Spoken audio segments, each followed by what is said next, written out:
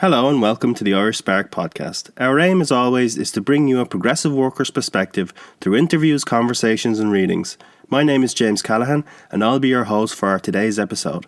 I will be speaking with Akiem and Olu, who are both from South Africa. Akiem is visiting here in Ireland to promote the Mzala Centre for the study of South African society and also to talk about the first ever Marxist conference on the African continent, while Olu is currently studying international development studies in Maynooth. In our discussion, we cover a great deal about life in South Africa at the moment and what the Mzala Centre can do to unite the left.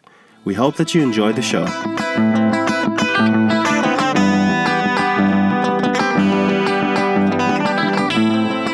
Hello and welcome. Today I have Akiem and Olu from South Africa. They're here today to talk about the first international Marxist conference in South Africa and about Mzala Centre for the study of South African society.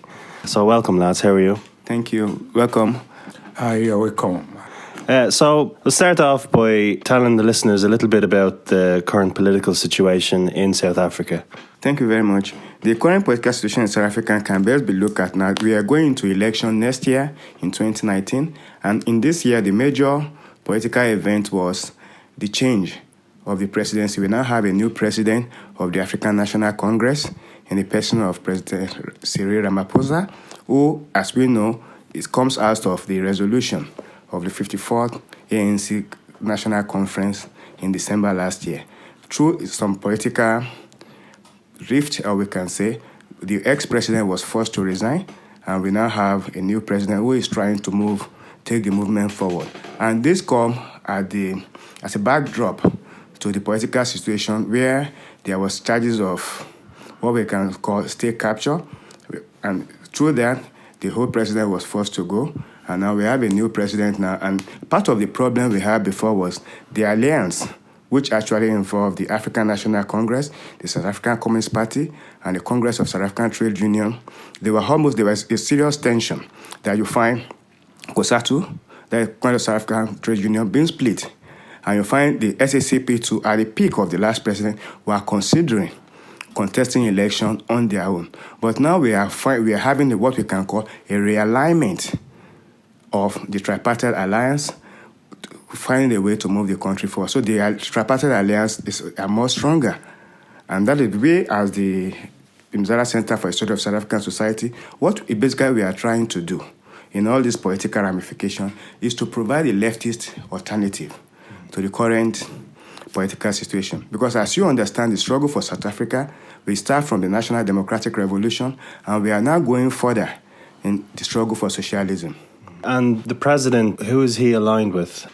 The president is basically the president of the African National Congress with sympathy for the South African Communist Party, which is very ironic given that the president is not per se a communist. The president is one of the wealthiest men in South Africa, but he was a former trade unionist. But at present, we cannot say he represents the left.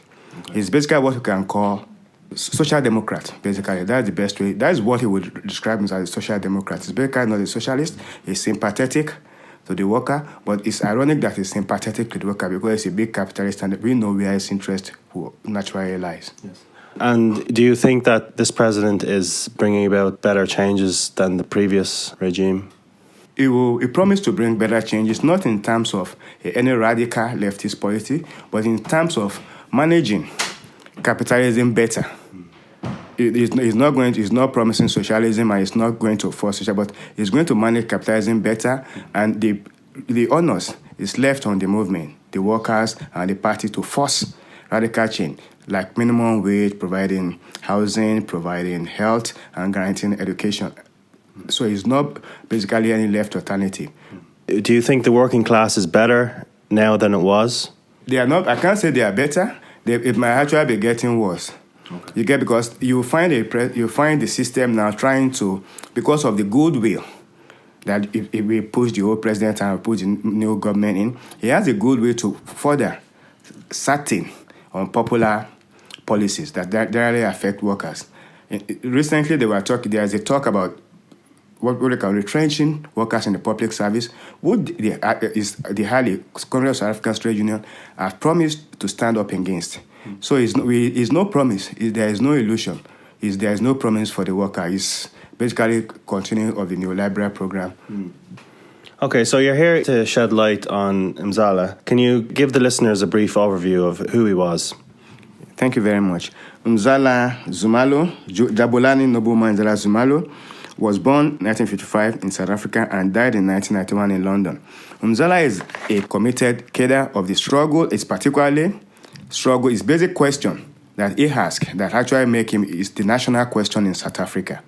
And the national question is in terms of he was against the attempt to fragment, the effort to fragment the people of South Africa into, rather than looking at them as one nation, what they are, the apartheid government tried to create pseudo-nations and break the country down. He argued that for the national question in South Africa, who is a South African? Everybody, either white or black, is South African as long as they are born, and there is no attempt. There should be no attempt to fragment them. It basically was against what we call during the apartheid system, Bantustan. Bantustan is the attempt of the apartheid government to give independence to ethnic groups who are just normal ethnic groups and giving them the status of a nation so that they can be disenfranchised from being South Africa. So it was an attempt to reform apartheid by creating pseudo-nation, which puppet government. That's why its major work is a book called Gacha, The King with a Double Agenda, where he went and challenged and directly attacked the KwaZulu-Natal chieftain then in the person of Buthelezi, who is still living, and tried to portray that the attempt to claim that Bantustan can serve the struggle is just a ruse. Because what the apartheid government did post-1961, after most leaders were in prison and some were driven into exile, is the attempt to create new cadre of leaders who are answerable to the apartheid government and not to the people. So that is his basic beef. And from what we are trying to do, so we are trying to use this, his commitment. He's not just a political activist, he's a strong intellectual. He wrote a lot of books, and what he tried to do in the struggle is that we need theory and action. So he is a theoretician of praxis of the struggle. Post his death, the center where I now work for now as a researcher, we are committed to building on his ideal to interrogate the current dispensation, what we view as a defeat in victory of the struggle. Because as you are well aware, all through the struggle, we were struggling on leftist terms, and people were hoping for a leftist alternative to the struggle. But post-democratic dispensation, what we find is a sort of a continuation of neoliberal agenda for various reasons: the collapse of the Soviet Union, political expediency, the need to compromise politically. So what we are trying to do now is to further. We understand the national democratic revolution. We are in power now. The people are in power, democratic, but they are not. The economic problem has not been addressed. The basis of the capitalist system has not been addressed.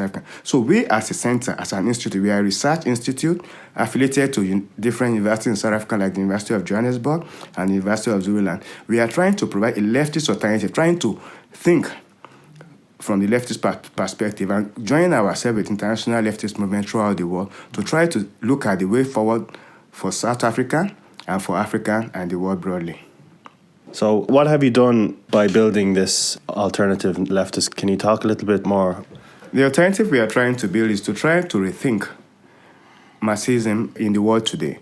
Though we committed to doctrinal Marxism, but we understand from scholarship that it needs to be, because when Marx was writing, the whole economic situation were different. And there were people who say, if Marx and Engels comes in today and look at some social democratic government in the West, they will assume socialism has arrived. But in the case of Africa and in the case of the world, we can see the resurgence of capitalism in the age of true globalization. You get when that capitalism is actually getting stronger. It's what can we?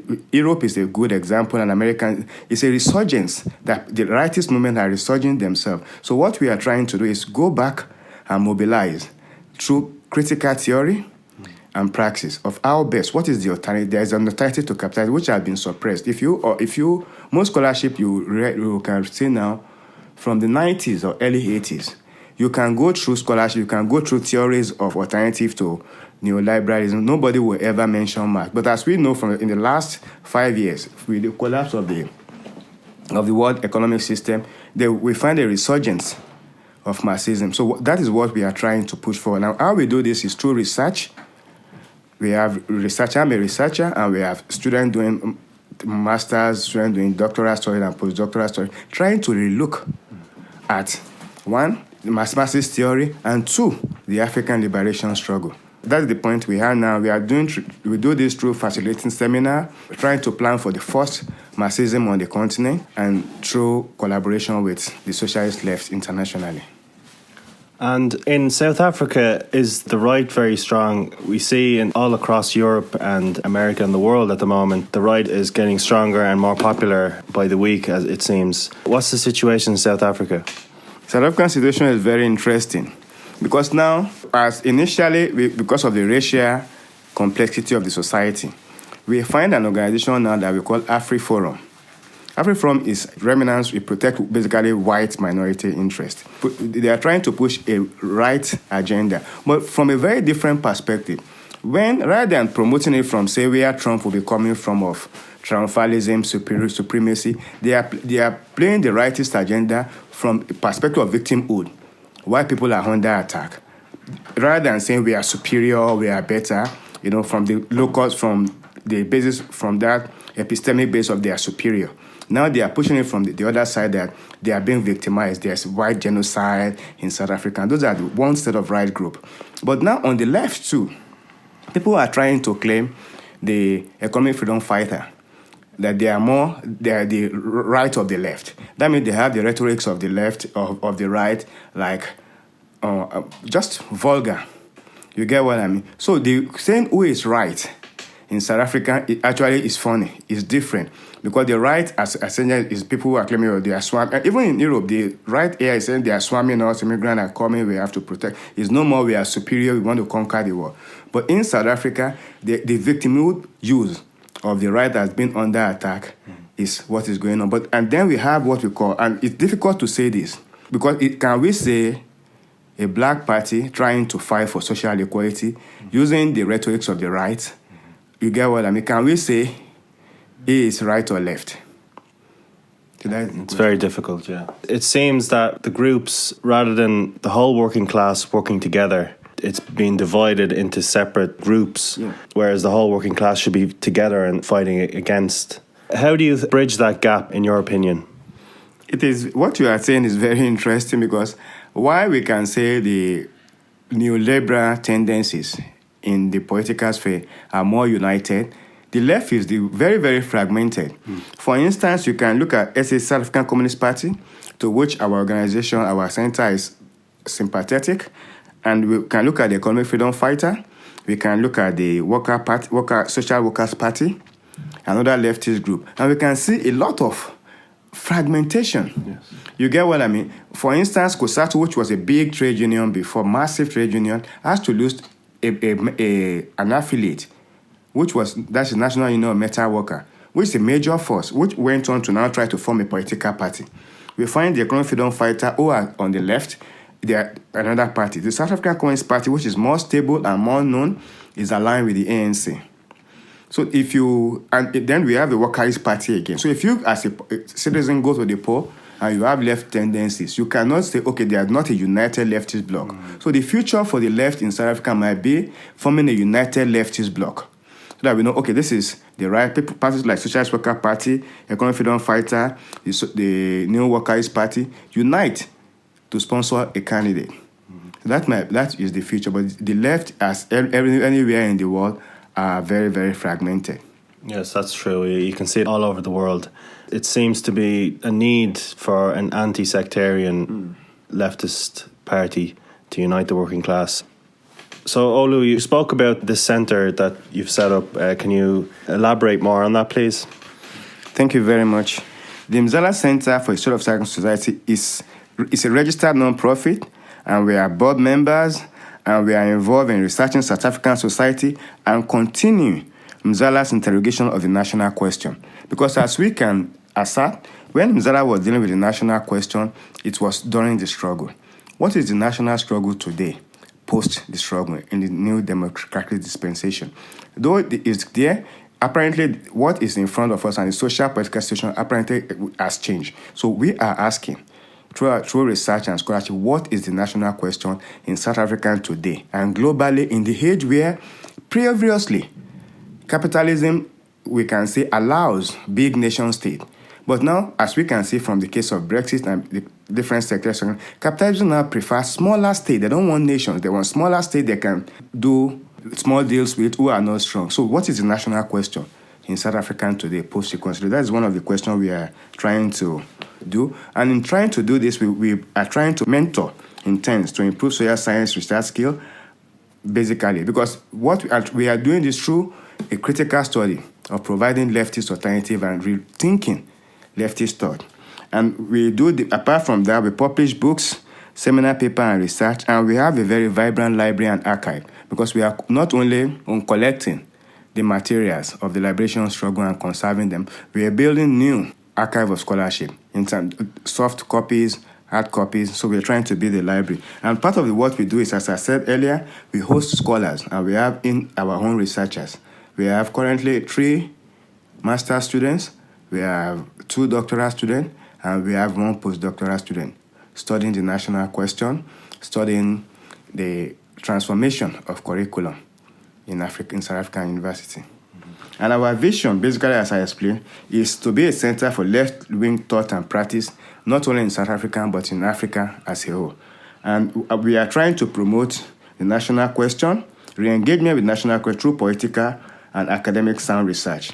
And basically, our values, which we adhere to following Mzala personal values, we are critical thinkers, we are transparent, we are non-partisan. That means we work across the political spectrum of the left, as I say. We are not sectarian. We are trying to bring about open-mindedness. And our basic principle and objective is to embark on focused research that address various aspects of life of the South African society: race, class, gender, sexuality, homelessness, current and challenging issues. And we are to generate this. We know that we just can't be producing it for ourselves. We have to generate research and disseminate it, not only to the left, but to the broader public. So basically, we are in the process of creating what we call public intellectual. And we do this as we are, and I'll come to that, we provide forums for critical debate and engagement. We hold weekly seminars. We go around in collaboration with the university, internal seminars we hold, and we hold public seminars and talks. And we are, to accumulate in this, this is our 3rd conference. We have 2 big conferences in Mzala, and now we are having a big conference in next year, the first ever Marxism conference on the African continent. This will be held between the 20th and 23rd March in Durban. And we actually encourage people to come join, because what we are trying to do in this conference is, where does the left go from here in the age of global economic imperialism? Because the kind of imperialism we are dealing with now is not the whole imperialism. This is a global imperialism that actually is combining what we can call military domination with economic power. And as we can see from current happening in the world, ethics have been taken out of politics. You get it's a divided world. So we are trying to challenge and provide an alternative to this. I read Imperialism, Lenin's book, and it could have been written today. As you said, all companies care about is money. That's the end of the story. And when you have banks, financial powers dominating the globe and investing in foreign capital, it's a challenge for working class people. How do we seize back power from these large corporations? Your centre at the moment seems to be a hub of leftist think and academics working together. Where do you see the future for South Africa? The future for South Africa is basically an upcoming socialist revolution. When I say revolution, all of us know revolution have moved from the classic 1917 revolution or the French Revolution. It's a proper democratic revolution that people who actually opt for socialist party, who pursue socialist policy that concerns workers and that promotes workers' interests. And you can see that in most tendencies in most service delivery protests, in most trade union protests, and say we want this amount of wages, we want this kind of social welfare, we want this kind of economic policy. So the future, what we are working toward is a socialist revolution on the African continent, because we understand basically that what is dividing the working class is racism. But we know that racism and capitalism are just the same side of the same coin. There cannot be capitalism without racism, and there cannot be racism without capitalism. So that's why I am here, and that's why Mzala is trying to build an international working class alliance all over the world. Akiem, would you like to say something? I'm actually a student in Minute. I'm currently studying international development study. And then looking at it in the left side, as he said earlier, so looking at what Global South are doing now. So can Africa do the same thing? Because we have to look at, are we fighting for the modernity?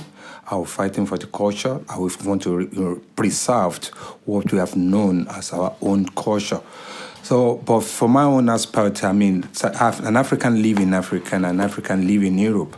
And I've seen comparing both what is happening here in terms of left and right, in terms of political movement, in terms of everything. I've realized that in South Africa, where I've come from for the past 20 years ago, and I see the way things was in 20 years ago and the way things are going presently is totally different. So there's so many fragmented party that the ideology are quite different from the ordinary people on the ground. So people are actually fighting for so many things, like especially now what the common people, the general masses want is land, give land banks.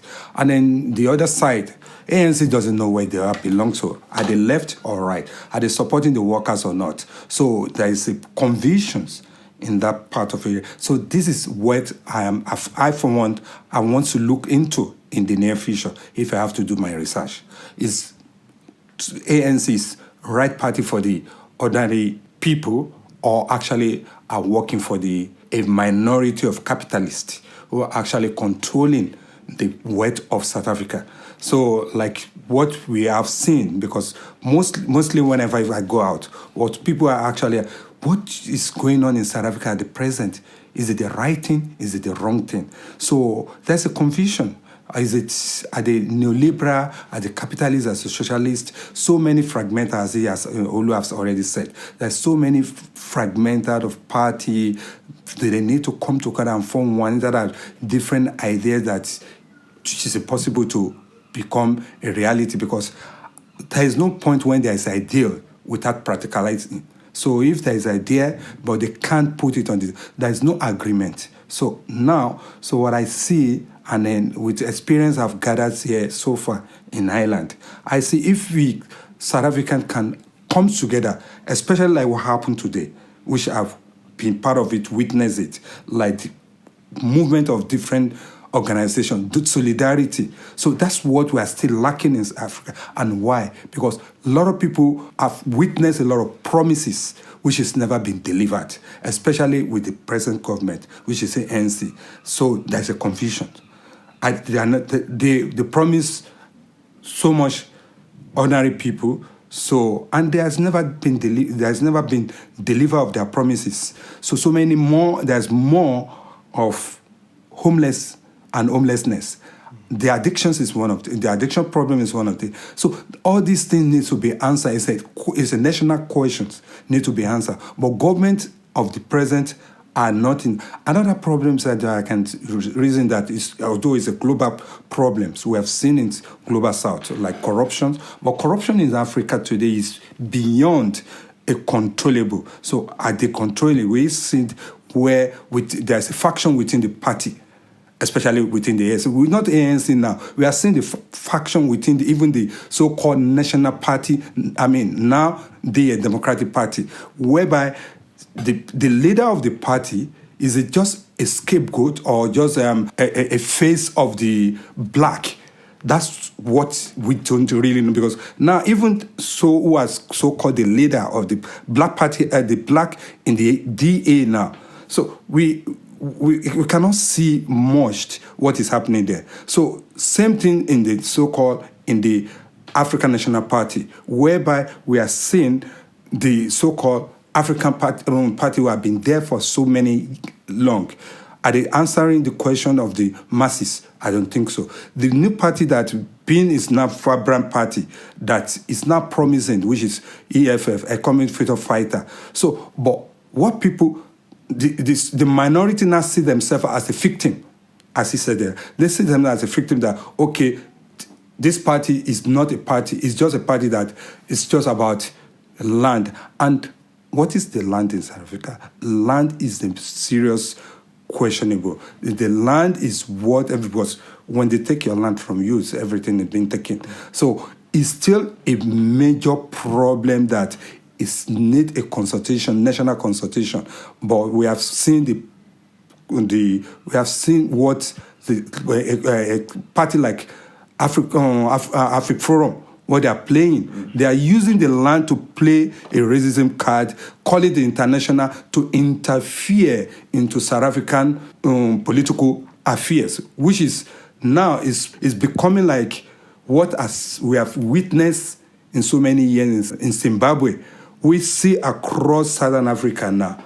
So the question is the South Africa who is the leading African as an hub for economy power in Africa in general. So are they doing the right thing? Are they doing? This is what people are waiting now. The whole world are looking. The question is that this Social Democrat is being taken over. It's been taken over now by people who are actually the policy maker are not actually delivered. It's been becoming more of profit before people. Not profit. It's not because profit is all about. Everybody is just about what can they grab, what can they instead of. We've seen what happened about 2 years ago. The collapse of student fees, whereby it went to global. People now say that so a lot of students cannot actually become academics as it's supposed to. Reason why? Because they are removing now the sponsorship of students who used to be there. Now it's becoming a loan rather than scholarship, rather than grant, which is, a lot of Africans now, the way I see them now, is that especially students, a lot of students cannot even actually, they can't study now because the cost of fees is beyond even the working class. Those who call themselves working class, they cannot even afford to pay the school fees, and then the government is not going dancing with them. They're supposed to dance with them. They are not. They are going more right than left. So we are producing more poor people. There are more poverty now than even there used to be in the past. So although there is a small number of people are more now have upgraded themselves that they become overnight emergency billionaire and millionaire in South Africa. Why ordinary people we are seeing more adjective poverty, and even the so-called workers, they are more relative poverty now than the middle class now, and the middle class doesn't want to say anything because nothing is affecting the middle class now. The middle class are still going along with the higher class of politicians in South Africa. So that's a quite number, and I've learned a lot. If we can use the way the so-called, they are minority here, but they are very powerful. If you can use, they can study that. There is more study need to be done to see how they are so. Their solidarity here, they are very small, but they are able to push forward the policy that is favoring to the common people. So though we still have a lot of problems like homelessness and things like that, but they continue. There is a continuity in fighting for injustice. There are continuity in fighting rather than relaxing, but that's what we don't have there in Africa now. So this is what I see for me as a movement. But if the international, instead of, because the interest of international I see is just about the capitalist internet, but if more like Socialist Party here, other organizations that are on the left can actually lay hands with South Africa and say, the Freedom Charter, this is what it says. And then there is a deviation now, rather than continuation of what the so-called alliance party, like which is the ANC, is a national umbrella of communist party, another party, they fought for the freedom. So we have been moving away from that freedom now. That's what I see and I can say about it. Yeah. Basically, and I like that because, you see, when I was talking about the national question, the basic issue with the national question is the land issue, which is a very, very, is the critical political question. Like just last week, the court has to overturn the application of the AfriForum party to challenge the parliament deliberation on the issue. So basically, what will determine the future of South Africa now is how the land issue is resolved. Already, the resolution of the party, which is going to be approved by parliament, is to change the constitution to allow for expropriation of land without compensation, because the willing buyer, willing seller system has been slow in addressing the people grievance. And as we know from Fanon, and as we know from Lenin, the revolution is about land. And as we know from the history of Ireland, the basic Irish struggle is about who owns the land in Ireland. So it's about land. But how do we go about doing this without creating a negative socio-economic environment? As he mentioned, as this example of Zimbabwe attest. So that is the basic challenge now. You find the ANC has resolved to settle it. And I think going forward, the process will eventually be resolved democratically to the best advantage. That is what the president promised. So that is the basic thing. And that is exactly the way to go. That is the question we have. How do we resolve the land question? For the international community, especially for Ireland, the question of land they will be more sympathetic to it because they know what it means and what the Irish struggle tells us. So, in listening to AfriForum, jumping on Trump to intervene, pressing sanction, I think is the danger. But I don't think because of no sensible government will follow to say there's no white genocide. They are not expropriating land yet, and it's going to be done in a very democratic manner. One other thing I want to bring again that we are concerned with at our center is answering this critical question for international socialism. It is the question of African socialism or socialist Africa. African socialism, we've gone through this debate before that we're supposed African by nature because we are communal, we are socialist. But it's different from the scientific socialism. So what we are trying to address through our center is trying to provide the theory for scientific socialist theory in Africa, rather than thinking we are by nature socialist or communist. So that is one thing we are doing. That is why, and in mentioning what you mentioned, he mentioned about fragmentation of the left, that is why we title the next conference, First African Marxism Conference in Africa, Where Does the Left Go From Here? This is following from our second conference, which is the Future of the Left, held in 2017. So in 2019, we are going to ask the question, where does the left go from here? And our primary objective is to create a global platform for radical and robust discussion that are centered around solidarity among leftist organizations beyond their ideological sectarian differences, so that we can be able to build a united front that will tie the struggle in South Africa to the global struggle. And as you know, we have to act local, but think global. Thank you. Thank you, lads. It's been a pleasure talking with you. It's always great to hear what's happening across the world in other countries. Hearing similar things are happening in South Africa that are in Ireland. Neoliberalism, as you said, is all across the world, and no country is exempt from that. So I wish you all the best for your conference and your centre that you've set up. All the best. Thank you very much. Thank you. Cheers. Yeah, it's a pleasure to meet you. Thank you very much. I think I've gained some lot here, and I think being an African in Europe, as I said earlier before, and I think I need to be more part of this struggle in Ireland like I used to be in the past. So now meeting you is another great opportunity to start the movement again. And then maybe from here, you can also join us in South Africa in March and see how we can work together as a group. And then, because solidarity is the way forward. Absolutely. I completely agree. Thanks very much, lads. Thank you for listening to the Irish Spark podcast. If you like the show, please give us a review on iTunes or whichever platform you're listening from. It really helps us out and helps the show reach more people. If you would like to get in touch, send us an email at theirishspark@gmail.com. We would love to hear from you. Follow us on social media. We are on Twitter, Facebook and Instagram. We hope to see you again in a couple of weeks for our third episode. Take care.